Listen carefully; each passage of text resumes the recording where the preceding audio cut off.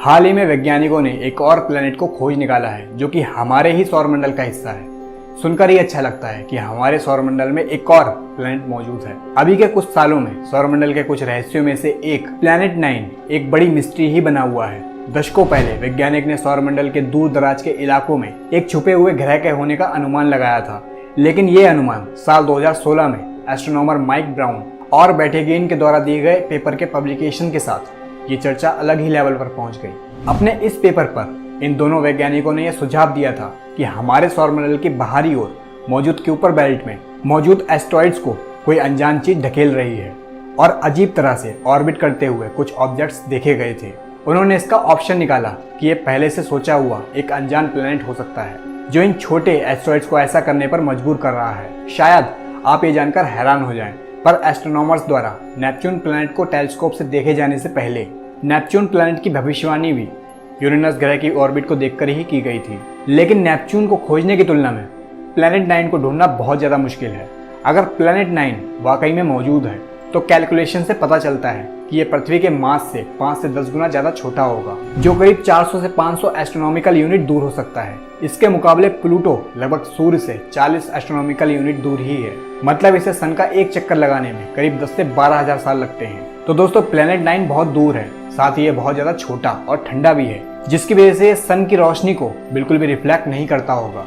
यह शायद कोर में मौजूद हीट के चलते थर्मल रेडिएशन छोड़ सकता होगा। इसके अलावा हम ये भी ढंग से नहीं जानते कि इतने बड़े ब्रह्मांड में ये कहाँ हो सकता है, इसलिए कई वैज्ञानिक इस सोच से बाहर हैं कि ये सच में है भी या नहीं, और इसी वजह से ये एक थ्योरी ही बना हुआ है।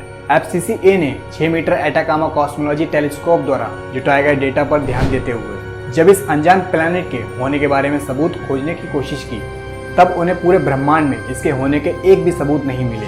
Atacama cosmology telescope big bang से छोड़े गए फेट सिग्नल को खोजने के लिए ही डिजाइन किया गया है, जिसे कॉस्मिक माइक्रोवेव बैकग्राउंड भी कहा जाता है। हालांकि ये सौरमंडल में मौजूद दूर के ऑब्जेक्ट को ढूंढने में भी सक्षम है। साल 2013 से 2019 के बीच 300 से 2000 एस्ट्रोनॉमिकल यूनिट दूर तक सडन स्काई 87% हिस्से को स्कैन किया था। हालांकि 6 सालों तक चली इस खोज में लगभग 3500 प्लैनेट्स मिले थे, लेकिन इनमें से कोई भी मैथमेटिकली इतना खास नहीं था और किसी का भी प्लैनेट 9 के जैसा मास नहीं था। फिर भी वैज्ञानिकों ने फ्यूचर में होने वाले रिसर्चों के लिए ऐसे करीब 10 इंपॉर्टेंट प्लैनेट को चुना है। हालांकि वो बिल्कुल भी दिखने में प्लैनेट 9 की तरह नहीं है, फिर भी ये कुछ हद तक खास हो सकते हैं। प्लैनेट 9 की पिछली खोजों ने भले ही इसे लेकर कोई ठोस सबूत ना दिए हों, लेकिन दूर मौजूद सौरमंडल में कई एस्टेरॉइड्स के साथ साथ जुपिटर और सैटर्न के कई अनजान चंद्रमाओं को खोजने में मदद की है। इसके अलावा टीम ने प्लैनेट 9 की खोज को लेकर जो अभी के नतीजे सामने आए हैं, उनमें आकाश और उनकी संभावनाओं को ही कवर किया है। वहां अभी भी बहुत कुछ ऐसा है जिसे कवर किया जाना बाकी है।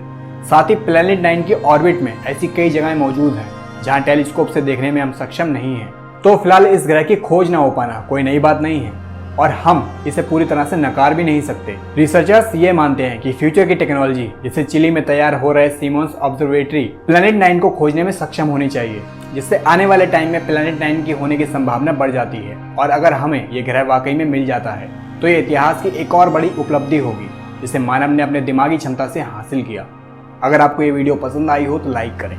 अगर आप इस तरह की वीडियोस को देखना पसंद करते हैं तो चैनल को सब्सक्राइब कर लें। मिलते हैं नेक्स्ट वीडियो में।